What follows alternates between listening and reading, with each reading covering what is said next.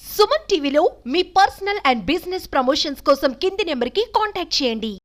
Welcome to Suman TV. నేను మీ anchor Padma. రీసెంట్గా పబ్లిక్లో ఒక టాపిక్ మీద అయితే గట్టిగా చర్చ జరుగుతుందని మనందరికీ తెలిసిన విషయమే.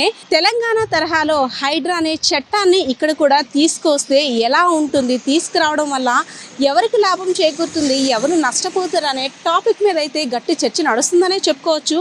సో రీసెంట్గా పట్టణాభివృద్ధి శాఖ, పురపాలక శాఖ మంత్రి నారాయణ గారు కూడా స్టేట్మెంట్ ఇచ్చారు. ఆక్రమణను అంతు చూస్తామంటూ ఇచ్చిన స్టేట్మెంట్ ద్వారా చాలామంది ప్రజలైతే హైడ్రా తరహాలో ఇక్కడ వస్తే బాగుంటుంది, లేదంటే ఇక్కడ కూడా చెరువులు కబ్జాకు గురై రీసెంట్గా విజయవాడలో ఏదైతే పరిస్థితి వచ్చిందో మనకు కూడా అలా ఎటువంటి పరిస్థితి వస్తుందని ఒక్కొక్కరు ఒక్కో రకంగా విభిన్న అభిప్రాయాలు అయితే తెలియజేస్తున్నారు. సో ఇక్కడ విజయనగరం జిల్లాలో చూసుకున్నట్టయితే ప్రజల ఒపీనియన్ ఏ విధంగా ఉందో తెలుసుకునే ప్రయత్నం అయితే చేద్దాం, పదండి. సార్ నమస్తే sir, we're from Suman TV sir. Actually రీసెంట్గా విజయవాడలో వరదలు ప్రవాహం చూసాము, చాలా మంది ప్రాణాలు కోల్పోయారు, చాలా మందికి నిలువ నీడ లేకుండా కూడా పోయింది. సో ఈ పరిస్థితులన్నీ చూసిన తర్వాత రీసెంట్గా పట్టణాభివృద్ధి అలాగే పురపాలక శాఖ మంత్రి నారాయణ గారు ఇక్కడ కూడా హైదరాబాద్ తరహాలోనే హైడ్రా చట్టం తీసుకొస్తాము, అక్రమార్కుల అంతు చూస్తాము అంటూ హింట్ ఇచ్చారు. సో అలానే ఇక్కడ కూడా తీసుకొస్తే ఎలా ఉంటుంది సార్? అంటే చెరువులు కబ్జా చేసిన వారిపై చెరువులు తీసుకునే ప్రయత్నం ఎలా ఉంటుందంటారు? ఆయన చెప్పడం చాలా శుభదంగా ఉందండి. ఎందుకంటే ఇక్కడ కూడా హైడ్రా రావాల్సి ఉంది. ఎందుకంటే హైడ్రా అనేది మన ముందు వస్తేనే ఇక్కడ చెరువుల కబ్జాలు కానీ ఈ నాయకులు దోచినది ఇవన్నీ కూడా మనకి ముందుకు వస్తాయి.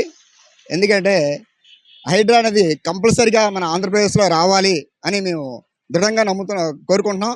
ఎందుకంటే దీనివల్ల పబ్లిక్లో చాలా మటుకు చెరువులను కబ్జా చేసి ఉన్నారండి అందరూ కలిసి.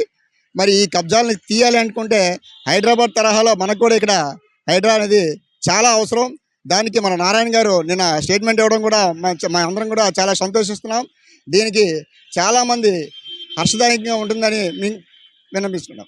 సో హైడ్రా తరహా చట్టం వస్తే ఏ విధంగా ఉంటుందో ఒక్కొక్కరు ఒక్కో ఆలోచనలతో ఉన్నారు. సో ఇక్కడున్న ప్రజలైతే ఒకరు పాజిటివ్గా స్పందిస్తుంటారు, ఒకరు నెగిటివ్గా స్పందిస్తుంటారు. మరి వీళ్ళు ఏ విధంగా స్పందిస్తారో చూద్దాం. సార్ నమస్తే సార్. నమస్తే అమ్మా. From Suman TV.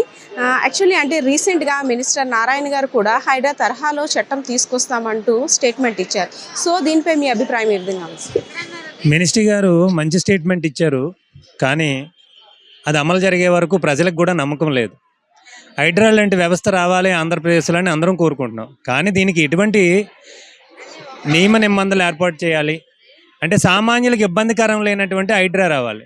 సామాన్యులకు ఇబ్బంది వచ్చినప్పుడు వాళ్ళకి ఎటువంటిది మనం ఆల్టర్నేట్ చేయాలనేది ప్రభుత్వం ముందు ఆలోచన చేయాలి. అసలు సామాన్యులు ఎందుకు అందులోకి వెళ్ళారు, అసలు అక్కడ ఎందుకు ఇరుక్కోబడ్డారు అనే దానికి ముందు ముఖ్య కారణం ఏంటంటే గ్రామాల్లో వ్యవసాయానికి నీరు లేకపోవడం, కబ్జాలకు గురవడం, అక్కడ సాగునీరు దొరకపోవడం వల్ల గ్రామాల్లో ఉన్నటువంటి వ్యవసాయ రైతాంగంతో కూడా పట్టణాలకు వలస వస్తున్నారు.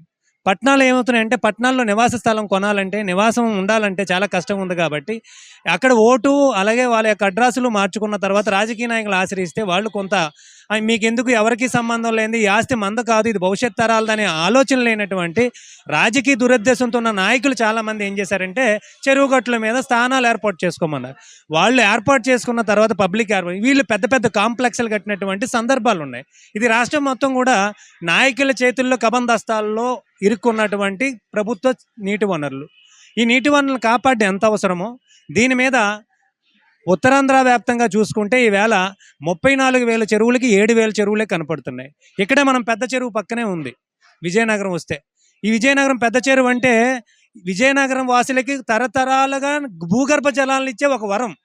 అలాంటి వరాన్ని కూడా బఫర్ జోన్ ఏరియాల్లో పెద్ద పెద్ద ఇప్పుడు హోటల్స్ కట్టారు. ఇక్కడ 2-3 హోటల్స్ ఉన్నాయి, నది పక్కనే ఉన్నాయి. అయితే అభివృద్ధి చేసినట్టుగా గట్టు మీద మొక్కలేశారు, కానీ మంచిదే పర్యావరణాన్ని కాపాడడానికి. కానీ బఫర్ జోన్లో ఉన్నటువంటి అంటే ఎప్పుడైతే ఫుల్ ట్యాంక్ లెవెల్ నిండిన తర్వాత ఆ పొర్లు అంటారండి, అంటే చెరువు నిండిన తర్వాత మిగిలిన నీరు పోవడానికి ఒక కాలువ ఉండేది. ఆ కాలువలోనే ఈవేళ పెద్ద పెద్ద హోటల్ కట్టారు, చాలా కబ్జాలు జరిగాయి.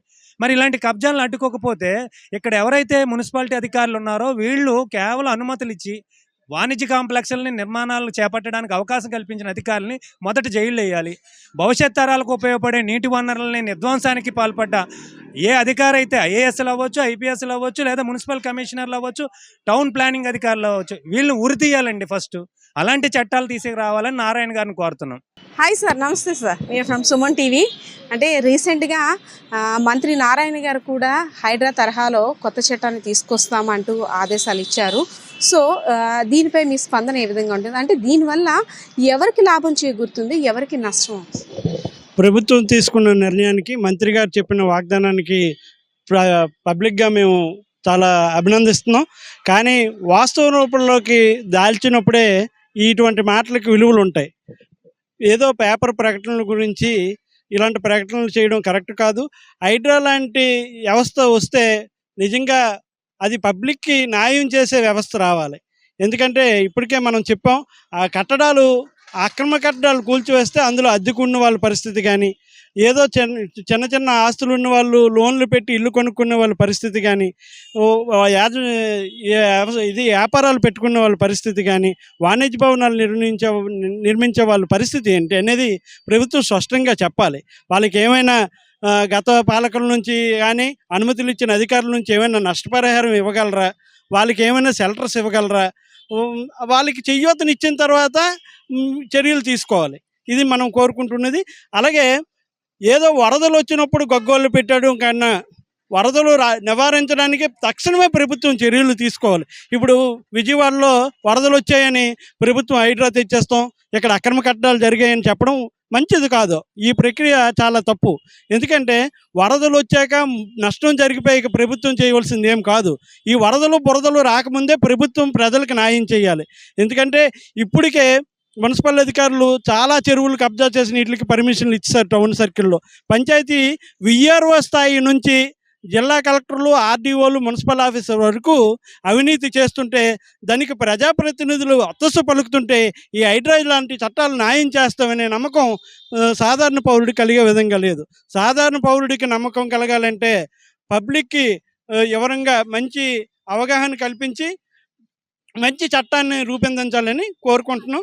ఇందులోని వాస్తవానికి చూసుకున్నట్టయితే అంటే వ్యాపారం కోసం చేసిన కబ్జా కారణంగా అమ్మిన బడాబాబులది, అంటే స్థలాన్ని అమ్మిన బడాబాబుల్ని తప్పుగా చూడాలా, లేదు అంటే ఏదో మేము స్థలం కొనుక్కున్నాము, ఇల్లు కట్టేసుకున్నాము, తర్వాత ఏమైపోయినా పర్వాలేదు అనే అంటే కొనుగోలుదారుని తప్పుగా చూడాలా? ఏంటి సార్, అంటే ఈ ఇద్దరిలోని ఎవరి వల్ల ఎవరికి ప్రాబ్లం అయింది? మనిషి ఆశవాడు మేడం. ఎక్కడైనా తక్కువ రేటుకి భూములు వస్తాయన్నా అది అడివా చెరువా అని ఆలోచించకుండా పబ్లిక్ కొంటారు మేడం. అది మనిషి ఆశావాయి. ఎందుకంటే 500 రూపాయలు సెంటు ఉన్న దగ్గర 50 రూపాయలకు వస్తుందంటే సాధారణ పౌరులు ప్రతివాడు దాన్ని కొనడానికి ఆశపడతాడు. దానికి పరిమితులు ఇచ్చిన అధికారులది తప్పు మేడం. అసలు దీనికి వత్తసుగా పలుకుతున్న రాజకీయ నాయకులు తప్పు. ఈ కబ్జాలు వెనకాతల అధికారులు హస్తాలు ఉన్నాయి మేడం. అధికారులకి ప్రజాప్రతినిధులు అండలు ఉన్నాయి మేడం. అధికారులు సపోర్ట్ చేయడం వల్లే ఈ రకమైన ప్రక్రియ జరుగుతుంది. ఇది ముమ్మాటికి అధికారులు తప్పు. చెరువులని తెలిసినా కూడా కొనే ప్రజలది కొంత శాతం తప్పు ఉంటే 100కి 100% వాటికి పర్మిషన్లు ఇచ్చిన అధికారులదే పూర్తి స్థాయి తప్పుగా మనం పరిగణిస్తున్నాం మేడం. సార్ నమస్తే సార్. నమస్తే అమ్మా. ఏంటి సార్, అంటే చెరువు వ్యూని అంతా కూడా ఆస్వాదిస్తున్నారు, వాటర్ ఈ గ్రీనరీ అంతా ఎలా అనిపిస్తుంది? ఇది చాలా అద్భుతంగా ఉందమ్మా. ఈ వాటర్ అనేది మనకి ఎంత పెద్ద చెరువు ఇక్కడ పక్కన కూర్చొని ఉండడం అనేది చాలా బాగుంది. అంటే దీనికి చూసుకున్నట్టయితే రీసెంట్గా వరదల కారణంగా విజయవాడలో కావచ్చు చాలా ఏరియాస్లోని వరదలు వచ్చి చాలామంది ప్రాణాలు కోల్పోయిన పరిస్థితి. సో ఈ పరిస్థితులంతా చూసిన తర్వాత మినిస్టర్ నారాయణ గారు కూడా హైదరాబాద్ తరహాలోనే, తెలంగాణ తరహాలోనే హైడ్రా తీసుకొచ్చే చట్టాన్ని తీసుకొస్తామంటూ స్టేట్మెంట్ కూడా ఇచ్చారు. సో దీనిపై మీరు ఏమంటారంటే ఇది పాజిటివ్గా ఉండబోతుందా, నెగిటివ్గా ఉండబోతుందా? యాక్చువల్గా నారాయణ గారు ఇచ్చిన స్టేట్మెంట్కి స్వాగతిస్తున్నాం. ఎందుకంటే హైడ్రా లాంటి వ్యవస్థని లేనిదే ఈరోజు రాష్ట్రంలోని కానీ ఎక్కడైనా నీటి వనరులను కాపాడే పరిస్థితి లేదు.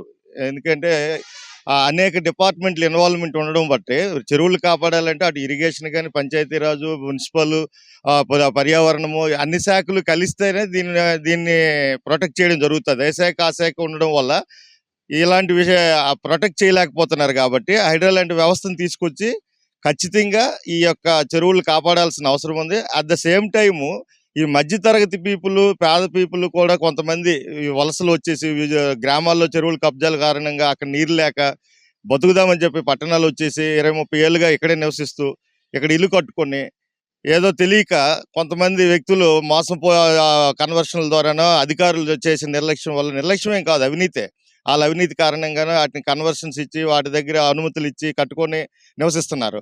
అలాంటి వాళ్ళు ఈరోజు హైదరాబాద్లో చాలా ఇబ్బంది పడుతున్నారని మా దృష్టికి వస్తున్నాయి. అలాంటివి అధిగమించుకుంటూ చెరువులనైతే చెరువులే కాదు, కాలువలు అవనివ్వండి, గడ్డలు అవనివ్వండి, నదులు అవనివ్వండి, భావితరాలకు కావాల్సిన ప్రతిదీ కూడా మనం కాపాడుకోవాలి.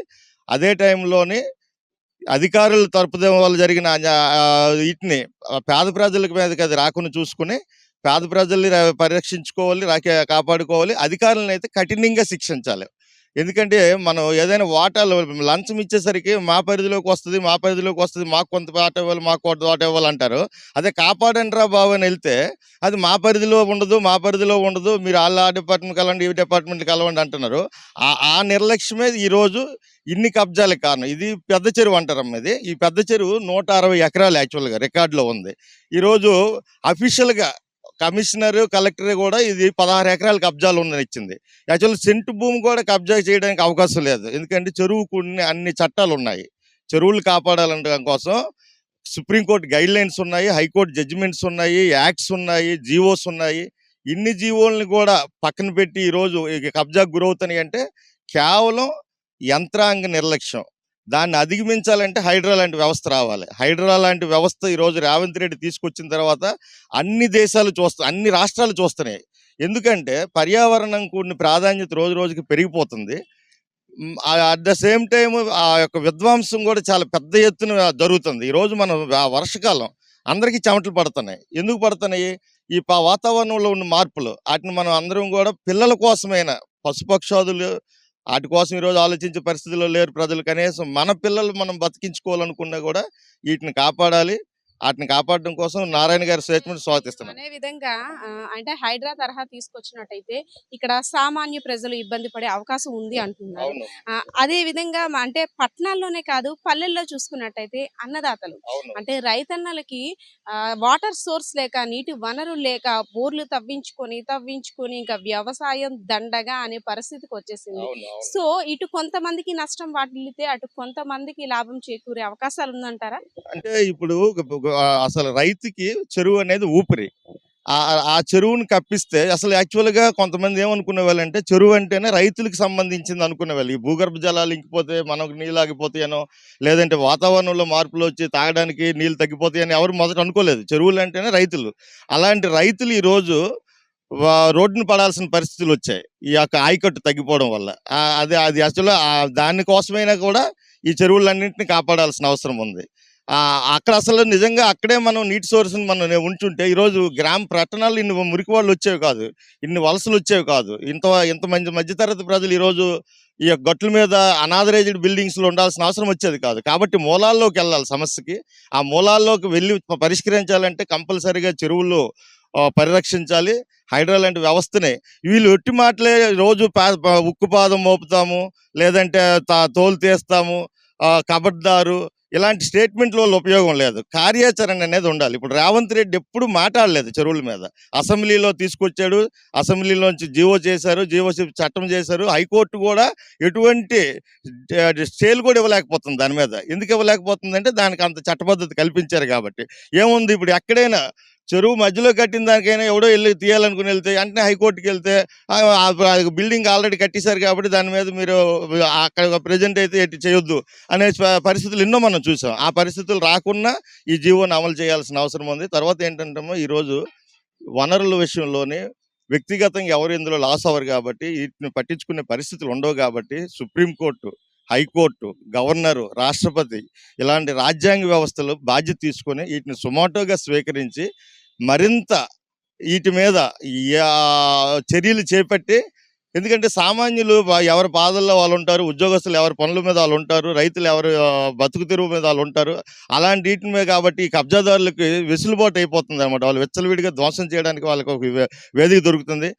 పనులు మానుకొని చేసే పరిస్థితులు ఎవరికి ఉండవు కాబట్టి కొన్ని సంస్థలు ఉన్నాయి ఈ రాష్ట్రంలో. ఉత్తరాంధ్ర చెరువుల పరిరక్షణ సమితి అని ఒకటి ఉంది. వాళ్ళు సొంత డబ్బులతో కొంతవరకు చేస్తున్నారు. అయినా కూడా అవి సరిపోవు. సుప్రీంకోర్టు, హైకోర్టు, రాష్ట్రపతి, గవర్నర్ ఇలాంటి వ్యక్తులు, ఎందుకంటే వాళ్ళకి పొలిటికల్ పార్టీస్తో సంబంధం ఉండదు, అలాంటి వ్యక్తులు వచ్చి వీటిని కాపాడడానికి ముందుకు రావాల్సిన అవసరం ఉంది. ఆ రకంగా గుర్తిస్తారని చెప్పి నేను మీ సుమన్ టీవీ ద్వారా నేను వాళ్ళకి అప్పీల్ చేస్తున్నాను నేను. యా, చూస్తున్నారు కదా, హైడ్రా తరహా చట్టం వస్తే ఒక్కొక్కరిది ఒక అభిప్రాయం. సో చాలా మంది కూడా ఒక్కొక్క ఆలోచనతో ఉన్నారు. ఎవరు ఇబ్బంది పడతారు, ఎవరికి లాభం చేకూరుతుంది, ఎవరికి నష్టం చేకూరుతుంది. సో ఇక్కడ కామన్ మ్యాన్ కూడా ఉన్నారు. సార్ నమస్తే sir, we're from Suman TV. అంటే రీసెంట్గా వచ్చిన వరదల్ని చూసాము, ఎంతో ప్రాణ నష్టం, ఎంతో ఆస్తి నష్టం. సో ఇవన్నీ తిరిగి మళ్ళీ రిపీట్ అవ్వకుండా ఉండాలంటే తెలంగాణ ప్రభుత్వం తీసుకొచ్చినట్టుగా హైడ్రా అనే కొత్త చట్టాన్ని తీసుకొస్తే ఎవరైతే చెరువుల్ని ఆక్రమిస్తున్నారో వాళ్ళందరికీ కూడా బుద్ధి చెప్పే విధంగా ఉంటుందని రీసెంట్గా మంత్రి నారాయణరావు గారు కూడా అనౌన్స్ చేశారు, స్టేట్మెంట్ ఇచ్చారు. సో దీనిపై మీ అభిప్రాయం ఏంటి సార్? మంచిదేనండి. హైడ్రా లాంటి చట్టం కనుక వచ్చినట్టయితే డెఫినెట్గా స్వాగతించాల్సిన అవసరం అయితే ఆంధ్రప్రదేశ్కి ఉందండి. దాంతోపాటు ఇబ్బందులు కూడా ఉన్నాయని నేను భావిస్తున్నానండి. ఏంటా ఇబ్బందులు అంటే, మాలాంటి సామాన్యుడు ఒక అపార్ట్మెంట్లో ఒక ఇల్లు కొనుక్కుంటే అది కబ్జాల్లో ఉందని చెప్పేసి తర్వాత తెలిస్తే అందులో మరి మా పరిస్థితి ఏంటి? మమ్మల్ని ఎవరు గుర్తిస్తారు? అంటే మేము కొనుక్కునే ఫ్లాట్ తాలూకా డబ్బులు ఇవన్నీ ఎవరు రికవర్ చేస్తారు? ఇలాంటి ప్రాబ్లం వస్తుందేమోనని నేనైతే అనుకుంటున్నానండి. దీనికి నేను అంటే పర్సనల్గా నేను ఆలోచించేది ఏంటంటే, తప్పకుండా అధికారులు తప్పిదం అనేది ఒకటి ఉంటుంది కదండి అక్కడ ఇచ్చేది. ఆ అధికారులు తప్పిదం ఏదైతే ఉందో ఆ అధికారి ఆస్తులు జప్తు చేసైనా సరే మాలాంటి వాళ్ళకి ఆసరా కల్పించగలిగితే గవర్నమెంట్ నుంచి చాలా బాగుంటుంది. హైడ్రా వస్తే కనుక అంటే పట్టణాలు ఇవి మునిగిపోతున్నాయి అని చెప్పేసి వాస్తవమైన పరిస్థితులే. అలాగని ఇప్పుడు అవి ఆ కబ్జా కోరల నుంచి తొలగించకపోతే భావితరాలకు మళ్ళీ ఇబ్బంది జరుగుతుంది కదా. కాబట్టి సామాన్యుడు ఎప్పుడూ కూడా ఇలాంటి వాటిని వద్దని అనుకుంటారు. కానీ నేనైతే పర్సనల్గా ఇది వద్దు అనుకోకుండా గవర్నమెంటు అవతల ఎవరైతే తప్పిదాలు చేశారో వాళ్ళ నుంచి రికవరీ పెట్టి మాలాంటి వారికి ఎక్కడైనా ఒక షెల్టర్ ఏర్పాటు చేయగలిగితే, షెల్టర్ అంటే మీనింగ్ అదేనండి, మా ఏదైతే లాస్ అయిపోతున్నామో దానికి ఆసరా కల్పించగలిగినట్టయితే తప్పకుండా మంచిదని నేనైతే భావిస్తున్నాను. ఈ హైడ్రాని అయితే తప్పకుండా స్వాగతిస్తున్నానండి నేను. అంటే దీనిలో అంటే ఎవరు తప్పు చేస్తున్నారని ఆలోచన మీకు ఉంది సార్? అంటే ఇటు రియల్ ఎస్టేట్ వ్యాపారులు కావచ్చు, అంటే ఏదైతే చెరువును కబ్జా చేసి ఫ్లాట్లుగా చేయడం, లేదంటే షాపింగ్స్ కట్టుకోవడం, వీళ్ళు తప్పంటారా? లేదు దానికి పర్మిషన్ ఇస్తున్న అధికారులు తప్పంటారా? లేదు అంటే కొనుగోలుదారులు తప్పంటారా? అంటే కరెక్ట్గా అంటే ఇది చెరువు పక్కన ఉంది ఈ స్థలం, అంటే చెరువు దగ్గరలో ఉంది ఈ స్థలం, లేదంటే గతంలో ఇక్కడ ఏం ఉండేదని సరిగ్గా జ్ఞానం లేకుండా తెలుసుకోవడం వల్ల కొనుగోలుదారులు తప్పంటారా? ఇందులో ఎవరిదంటారు? 100కి 100 పాళ్ళు కూడా అధికారులు తప్పదు అండి. 100%. మొన్న కూడా నేను అసలు యాక్చువల్గా చెప్దాం అనుకున్నానండి మీడియా ద్వారా వెళ్ళి. ఎలాంటి తప్పులంటే, ఇలాంటి చెరువుల్ని కబ్జా చేయకుండా, కుంటల్ని కాలువల్ని కబ్జా చేయకుండా ఆల్రెడీ గవర్నమెంట్లో ఒక చట్టం కూడా ఉందండి, 2006 or 7. దీంట్లో అంటే ఆ జియో నెంబరు 386 మేడం గారు, 386 అనే ఒక జియో ఉంది. ఆ జియో అర్థం ఏంటంటే దాన్ని వాచ్ డాగ్ కమిటీ అంటారు. ఆ వాచ్ డాగ్ కమిటీలో జిల్లాకి సంబంధించినంత వరకు జాయింట్ కలెక్టర్ ఉంటారు. జాయింట్ కలెక్టర్ తర్వాత అర్బన్లోకి వస్తే మన కమిషనర్ గారు ఉంటారు. అలాగే మండలంలోకి వెళ్ళేప్పటికైతే ఎంఆర్ఓ ఉంటారు. విలేజ్కి వెళ్ళేప్పుడు సెక్రటరీ ఉంటారు. దీనికి తోడుగా ఇరిగేషన్ డిపార్ట్మెంట్, దీంట్లో ఇరిగేషన్ డిపార్ట్మెంట్ ఈ కూడా ఒక సభ్యురండి. వీళ్ళందరూ కూడా ఇలా కబ్జాలు అయిపోయి పర్మిషన్ ఇచ్చేటప్పుడు వీళ్ళందరూ వాచ్ చేయాలి. వీళ్ళు వాచ్ చేయట్లేదు. మరి అసలు ఏం జరుగుతుంది? ఇది తప్పా కాదా? ఇది డెఫినెట్గా నా ఉద్దేశం అయితే కనుక అధికారులు తప్పిదం అయితే 100కి 100% అధికారులు తప్పిదం. ఒక్క అధికారిని కూడా ఇంతవరకు శిక్షించి సస్పెండ్ చేసిన దాఖలాలు ఎక్కడ కనిపించలేదు. నిజంగా ఒక అధికారిని ఇలాగా సస్పెండ్ చేసి రిమూవ్ చేయగలిగితే ఇలాంటి చెరువులు ఇంకెన్నో కాపాడుకోవచ్చు మనం. కాబట్టి తప్పకుండా ఇందులో నా ఉద్దేశం అయితే అధికారులు తప్పిదమే ఉందండి. అధికారులు ఇప్పుడు అప్రూవల్ ఇచ్చారు అనుకోండి, లేఅవుట్ వేస్తాడండి, ఒక అధికారి అప్రూవల్ ఇచ్చాడు అంటే నాలాంటి సామాన్యుడు ఇది డెఫినెట్గా మంచి భూమి, ఇది డెఫినెట్గా మంచి ల్యాండ్, ఇది డెఫినెట్గా మంచి ఫ్లాటు. ఎందుకంటే అక్కడ అప్రూవల్ ఇచ్చింది గవర్నమెంట్ తరపున ఉన్నతాధికారి ఇచ్చాడు కాబట్టి నేను నమ్ముతాను. నిజంగా ఇది మంచి ఆ, భూమి లేకపోతే ఇది మంచి ఫ్లాట్ అని నేను నమ్ముతాను నేను. కాబట్టి కొంటాను నేను. కానీ అక్కడ జరిగింది నాకు తెలియదు కదా. సో నేను అధికారులను నమ్మి కొన్నాను, నేను లాస్ అయిపోయాను. నేను ఎవరిని ప్రాసిక్యూట్ చేయాలి ఇప్పుడు? కాబట్టి తప్పకుండా అధికారులు తప్పిదం అయితే ఉందండి, అధికారులు శిక్షించాల్సిందే. హైడ్రా తరహా కానీ ఇక్కడ కూడా వచ్చినట్టయితే ఎవరు ఇబ్బంది పడతారు, ఎవరికి నష్టం వాటిల్తుందో పబ్లిక్ అయితే ఒక మంచి ఒపీనియన్ ఉందనే చెప్పుకోవచ్చు. నిజమే, వాస్తవమే. రీసెంట్గా జరిగిన వరదలను చూస్తున్నట్టయితే ప్రతి ఏరియాలో కూడా అమ్మో చెరువులను కబ్జా చేస్తే ఈ విధంగా వరదలు వస్తే మా పరిస్థితి ఏంటని ఆలోచింపజేసేలా ఉంది. సో మీరైతే చూసారుగా ఇక్కడున్న పబ్లిక్ ఒపీనియన్. సో మీ ఒపీనియన్ కూడా కామెంట్ సెక్షన్లో కామెంట్ చేయండి. Camera person Srinivas, Padma, Suman TV, Vizianagaram.